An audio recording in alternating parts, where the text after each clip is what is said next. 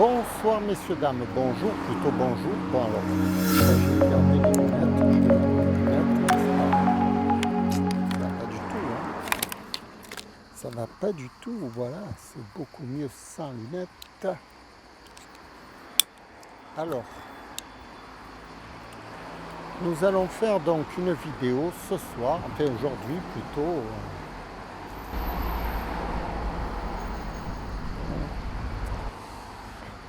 Alors, je recommence parce que j'ai beaucoup de monde qui passe par là.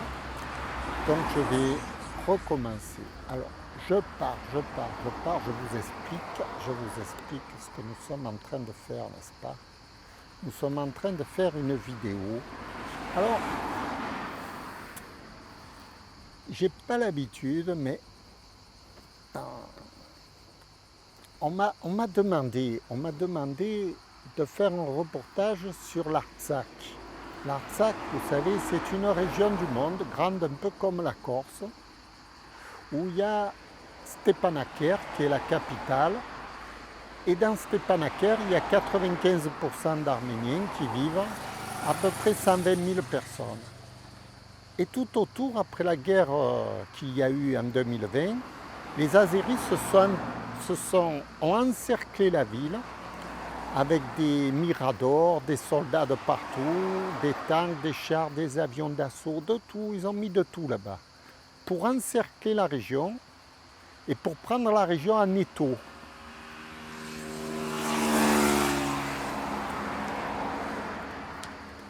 Alors on est embêté parce que les gens se meurent, ils commencent à manquer de tout, de vivre, parce que quand les gens vont cultiver dans les champs, on leur tire dessus. On a les miradors adverses, n'est-ce pas, qui se régalent, ils font un carton là-dessus, sur la population, sur les paysans, sur les gens qui passent, etc. Les gens sont terrorisés en quelque sorte. Ils vivent en état de... Voilà, vous avez compris. Alors, maintenant, on ne fait rien. On ne fait rien pour défendre ces gens, on ne fait rien pour arrêter les hostilités.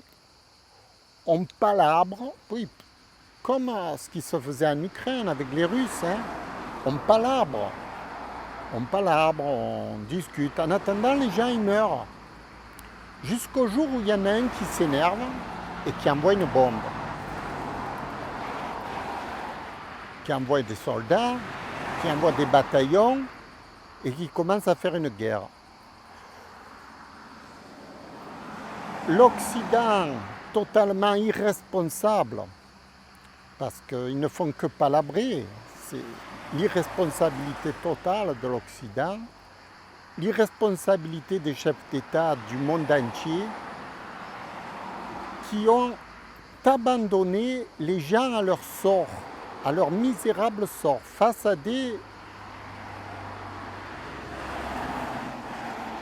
des bourreaux en quelque sorte. Quand il y aura beaucoup de morts, on va commencer à se poser des questions. Mais pourquoi attendre l'issue fatale? Pourquoi tuer ces gens? Pourquoi ne pas trouver une solution immédiate?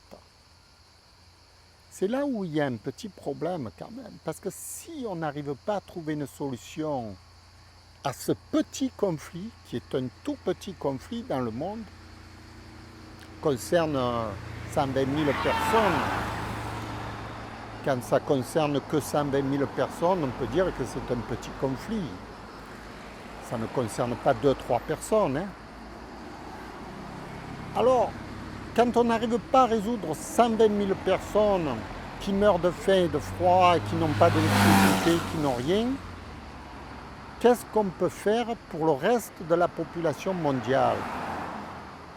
C'est là où se pose un grave problème d'éthique, de responsabilité. Qui sont les responsables de cette planète? Je voudrais bien le savoir, parce qu'il faudrait bien leur demander un peu des comptes. Alors, comme on ne peut pas leur demander des comptes tout de suite, on en parle, on se pose des questions. Voilà. On se demande qu'est-ce qui se passe. Tout comme Vladimir Poutine se demandait ce qui se passait en Ukraine avec les Russes.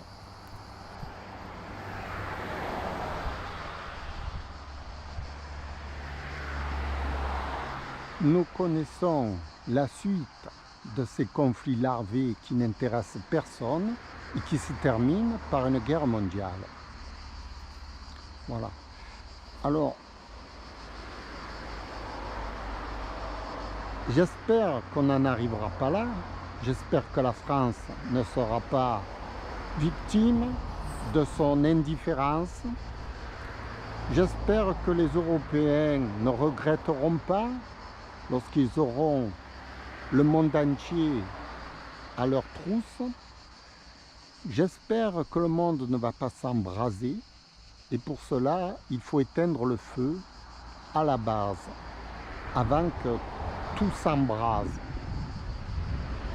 Voilà, c'était la conclusion de cette petite vidéo. Il faut éteindre le feu à la base avant que tout s'embrase. Ça me semble logique et nécessaire. Je vous remercie d'avoir écouté. Au revoir.